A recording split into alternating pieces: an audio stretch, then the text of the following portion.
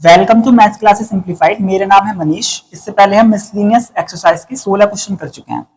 17वें question में x की value दी हुई है, y की वैल्यू दी हुई है और d2y अपॉन dx2 पूछा है। तो ऐसे क्वेश्चन हमने पीछे भी किए हुए हैं। तो सबसे पहले हम बीच में एक लाइन खींचेंगे। एक तरफ हम लिखेंगे x की वैल्यू, तो x इज इक्वल टू है a cos t plus t sin t। दूसरी तरफ है y is equal to a sin t minus t cos t. अब हम इसमें क्या करते हैं, क्योंकि एक तरफ x वेरिएबल है और एक तरफ t वेरिएबल है, तो हम इसमें t के सापेक्ष अवकलन यानी डिफरेंशिएशन t के रेस्पेक्ट में करेंगे। तो लिखेंगे differentiating with respect to t के सापेक्ष अवकलन करने पर। तो अब हम दोनों तरफ LHS में भी d अपॉन dt लिखेंगे और RHS में भी d अपॉन dt लिखेंगे। हम एक काम कर सकते हैं, a जो है वो कांस्टेंट है, d अपॉन dt से हम बाहर ले सकते हैं। सेम इधर d अपॉन dt दोनों तरफ लिखेंगे। a कांस्टेंट है, हम बाहर ले सकते हैं, sin t minus t cos t। हम d अपॉन dt की मल्टीप्लाई दोनों में कर लेते हैं, तो यहां से हमारा dx अपॉन dt निकल जाएगा। a बाहर ही है ब्रैकेट के एकदम, तो d upon dt cos t के साथ और इधर d upon d t t sine t के साथ आएगा। सेम इधर d y upon d t is equal to a d upon d t sine t के साथ भी लिखेंगे, minus d upon d t लिखेंगे टी कॉस टी के साथ भी।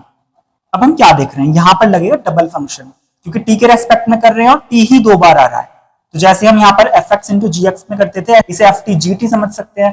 तो पहला फंक्शन दूसरे का डिफरेंशिएशन प्लस दूसरा पहले का डिफरेंशिएशन, तो हम यहाँ पर वो करेंगे। और कॉस टी का सब जानते हैं माइनस साइन टी होगा, तो इस तरीके से dx अपॉन dt यहां से निकलेगा a, यहां पर होगा माइनस साइन टी प्लस, यहां पर हम लिखेंगे ब्रैकेट में पहला फंक्शन दूसरे का डिफरेंशिएशन प्लस दूसरा फंक्शन और इनटू में पहले का डिफरेंशिएशन। इधर भी कर ही लेते हैं, तो dy upon dt is equal to यहां पर होगा a। ये सब हम जानते हैं कि साइन टी का डिफरेंशिएशन होता है cos t minus bracket first function लिखेंगे, सेकंड फंक्शन का करेंगे डिफरेंशिएशन, फिर लगाएंगे प्लस, फिर लिखेंगे सेकंड फंक्शन इनटू में फर्स्ट फंक्शन का डिफरेंशिएशन। इतनी बात तो सबको पता ही है। अब यहां पर बचा dx upon dt is equal to a, यहां minus sine t plus bracket अभी रहने देंगे t, साइन टी का डिफरेंशिएशन कितना होगा cos t प्लस यहां साइन टी और इनटू में t का डिफरेंशिएशन होगा 1, क्योंकि x का 1 होता है तो यहाँ t के रेस्पेक्ट में करने t का 1 होगा। इधर भी dy upon dt is equal to होगा a cos t minus t cos t का हम जानते हैं माइनस साइन t होता है प्लस फिर cos t और इनटू में t का होगा 1। इस तरीके से ब्रैकेट बंद।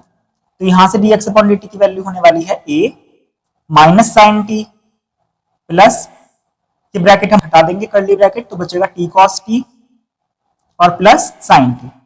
अब यहां पर हो क्या रहा है, प्लस साइन t और माइनस साइन t दोनों हो गए कैंसिल। तो इस तरीके से सिर्फ और सिर्फ dx अपॉन dt की वैल्यू आई a इनटू में t cos t।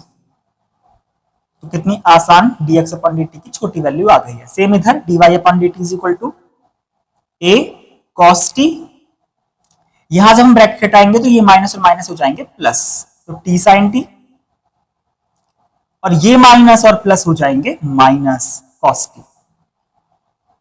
इधर भी cos t कैंसिल हो रहे हैं, तो यहां dy अपॉन dt की वैल्यू क्या आएगी t sin t। जब हमारे dy upon dt dx upon dt निकल जाते हैं तो हम आसानी से dy बाई dx निकाल लेते हैं। क्या करते हैं, हम dy अपॉन dt को लिखेंगे ऊपर और dx अपॉन dt को न्यूमरेटर में नीचे, तो dt तो कैंसिल हो जाएंगे, तो बचेगा क्या dy अपॉन dx ही बचेगा, तो निकल जाएगी dy बाई dx की वैल्यू। तो हम dy बाई dt की ये जो वैल्यू आई है t sin t, इसको तो लिखेंगे ऊपर और at cos t को लिखेंगे नीचे। अब यहां पर हम देख रहे हैं t से क्या होगा कैंसिल t, यहां पर हमने a लिखना रह गया है, तो t sin t के इनटू में a भी है, तो यहां पर ना a भी आएगा, तो t से t कैंसिल होने के साथ साथ a से a भी कैंसिल होगा, तो बचेगा sin t upon cos t। तो यहां बचेगा sin t upon cos t जो कि होता है tan t। तो इस तरीके से dy बाई dx की वैल्यू आएगी tan t। लेकिन हमसे क्वेश्चन में जो पूछा है वो पूछा है d2y अपॉन dx2। तो इसका हम क्योंकि dy बाई dx निकल चुका है, तो इस बार हम t के रेस्पेक्ट में नहीं x के रेस्पेक्ट में ही करेंगे, तभी तो d2y अपॉन dx2 बनेगा ना। तो लिखेंगे differentiating with respect to x, तो ये तो हो जाएगा d2y अपॉन dx2, और यहां लिखेंगे d upon dx into tan t। अब प्रॉब्लम ये है कि t भी वेरिएबल ही था हमारा, हमने इसे वेरिएबल ही ऊपर माना था, तो अब हम इस tan t को, जैसे tan x का फॉर्मूला होता है sec स्क्वायर x, ऐसे tan t को हम लिखेंगे sec स्क्वायर t। जैसे एक सेकंड के लिए t की जगह अगर मैं y कर दूं तो हम tan y को क्या लिखते हैं, sec स्क्वायर y लिखते हैं ना भाई। अगर यहाँ पर tan t की जगह tan y होता है तो सब जानते ही हैं, इसके x के रेस्पेक्ट में करेंगे tan y को तो sec स्क्वायर y होगा, लेकिन हम तुरंत इनटू में dy बाई dx लिख देते। सेम अगर tan t है और tan t को हम लिखेंगे sec स्क्वायर t, तुरंत dt अपॉन dx लिखेंगे, ये बात ध्यान रखनी है बस यहाँ पे। तो यहाँ पर लिखेंगे tan t को sec स्क्वायर t, क्योंकि इसका फॉर्मूला है tan t के डिफरेंशिएशन का, इनटू में तुरंत dt अपॉन dx लिखेंगे, बस ये कुछ नया है यहाँ पे। तो हमारी d2y अपॉन dx2 की वैल्यू निकल जाएगी, लेकिन dt अपॉन dx की वैल्यू अभी हमारे पास है नहीं, पर देखा जाए तो है भाई, हमने यहाँ से dx अपॉन dt निकाला है ये, तो हम यहाँ पर ब्रैकेट में लिख सकते हैं इस चीज को, सिंस dt अपॉन dx हमारा आया है 80 cos t। तो अगर हम इसे पलटना चाहें dx ऊपर dt नीचे, तो इधर भी हम पलट सकते हैं, इसके अपॉन में 1 है तो 1 ऊपर 80 cos t नीचे। क्योंकि यहाँ पर sec है तो हम एक काम करते हैं 1 अपॉन cos को भी sec ही में ही कन्वर्ट कर लेते हैं, तो इस तरीके से हम dx अपॉन dt, ये मैंने उल्टा लिख दिया है, यहाँ पर dx अपॉन dt था भाई, dx अपॉन dt ही तो था ना 80 cos t, तो dx upon dt 80 cos t है तो यहाँ dt ऊपर होगा और dx नीचे, क्योंकि हमें dt अपॉन dx की वैल्यू ही यहाँ पर रखनी है। तो इस तरीके से हम देख रहे हैं dt अपॉन dx की वैल्यू होगी, ये 1 अपॉन cos को हम sec लिख सकते हैं, तो हो जाएगी sec t अपॉन 80, बस इतना काम करना है। तो हम dt अपॉन dx की वैल्यू ये लिख देंगे, ये काम हमें साइड में लिखकर दिखाना है।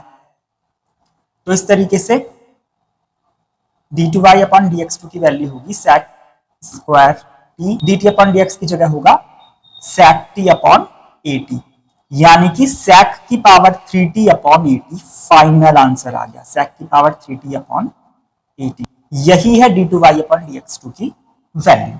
उम्मीद है क्वेश्चन समझ आया होगा। तो इस तरीके से क्वेश्चन 17 हो गया कंप्लीट। अब देखते हैं क्वेश्चन 18।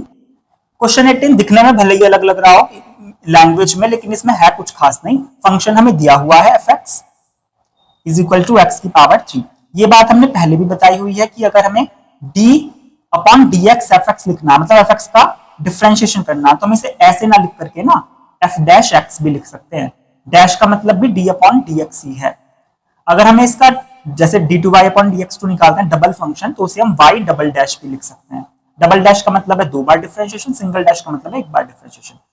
तो हमसे इस क्वेश्चन में पूछा गया कि क्या f double dash x exist करता है और उसको फाइंड भी करो। क्या डबल डैश x का अस्तित्व है और इसे ज्ञात भी कीजिए। तो बिल्कुल करेंगे। सबसे पहले मॉड को खोलना सबको आना चाहिए। सबसे पहले तो मॉड x को ही देखते हैं कि इसका मतलब क्या है। नॉर्मली छोटी क्लासेस में ये पढ़ाया जाता है कि मॉड के अंदर जो भी डिजिट है मॉड हटने के बाद वो प्लस की हो जाती है। जैसे मॉड के अंदर -5 है तो मॉड हट के वो प्लस का 5 हो जाता है। मॉड के अंदर +5 है तो भी हट के मॉड +5 ही रहता है। छोटी क्लास में बच्चों को यही बताया जाता है, लेकिन ये बात पूरी तरीके से अधूरी है। असल में होता यह है कि मॉड के अंदर जो वैल्यू 0 से छोटी है वो माइनस होके बाहर निकलती है और जो वैल्यू 0 से बड़ी है वो प्लस होके बाहर निकलती है। अब खुद देखिए ये -5 जो है तो छोटा है 0 से, क्योंकि ये 0 से छोटा है तो जो -5 वैल्यू थी वो माइनस होके बाहर निकली। तो 2 बार माइनस होने से वो भले ही प्लस हो गया, लेकिन देखा जाए तो जो छोटी वैल्यू है माइनस की वो माइनस होकर ही तो बाहर निकली, तभी 2 बार माइनस होने से तो प्लस हुआ। लेकिन जो वैल्यू 0 से बड़ी या 0 के बराबर भी हो उस कंडीशन में वो प्लस ही होकर बाहर निकलता है। तो ये बात हमें थोड़ी सी ध्यान देने वाली है। तो मॉड x को जब हम खोलेंगे तो अगर वो x की वैल्यू 0 से बड़ी है या 0 के बराबर भी है तो वो प्लस x होकर बाहर निकलेगा। लेकिन अगर वो वैल्यू 0 से छोटी है के बराबर नहीं लेंगे, यहाँ पर सिर्फ वो 0 से छोटी है तो वो माइनस का x होकर बाहर निकलेगा। तो इस तरीके से 18वें सवाल में 2 कंडीशन बनती हैं। तो हम इन दोनों कंडीशन को एक तरफ सॉल्व करेंगे। तो यहाँ पर लिखेंगे when x greater and equal 0 और यहाँ पर लिखेंगे when x less than 0। When यानी कि जब। तो हम क्या देख रहे हैं, जब x 0 से बड़ा है उस कंडीशन में मॉड x की वैल्यू प्लस x है, ठीक। जब x जो है वो 0 से छोटा है तो मॉड x की वैल्यू है -x, क्योंकि मॉड x की ये भी वैल्यू है, मॉड x की ये भी वैल्यू है। तो अब हम क्या करेंगे, हमारा जो फंक्शन है fx वो है mod x की पावर 3। तो हम अपने फंक्शन को लिखेंगे इधर भी और हम अपने फंक्शन को लिखेंगे इधर भी। अब हम क्या करते हैं, mod x की जगह पर लिखेंगे x इधर, तो x की पावर 3 हो जाएगा fx की वैल्यू, और यहां पर mod x की जगह लिखेंगे माइनस x, तो fx की वैल्यू होगी माइनस x की पावर 3। बस अब हमें f डबल डैश x पूछा है, तो यहां भी और यहां भी हम निकाल देंगे। बस इतना ही समझने का काम था। तो हम डिफरेंशिएशन कोई भी कर देगा, तो लिखेंगे differentiating with respect to x, तो यहां से f डैश x निकलेगा। यहां पे पहले हम d अपॉन dx लिख सकते हैं चाहें तो, सेम इधर भी f डैश x, माइनस बाहर ले सकते हैं d अपॉन dx के और x की पावर 3। यहाँ x की पावर n का फॉर्मूला लग जाएगा, जो कि होता है n x की पावर n माइनस 1, n की जगह पर 3 है, 3 माइनस 1 हो जाएगा 2, तो यहां से f डैश x निकल कर आएगा 3x की पावर 2। सेम इधर भी x की पावर 3 है, बस माइनस है तो माइनस लगा देंगे, ये भी 3x स्क्वायर हो जाएगा। तो हमारा f डैश x दोनों तरफ से निकल चुका है, दोनों केस में। हम यहाँ पर again differentiating with respect to x, इसका दोबारा डिफरेंशिएट करेंगे क्योंकि हमें डबल डैश x निकालना था।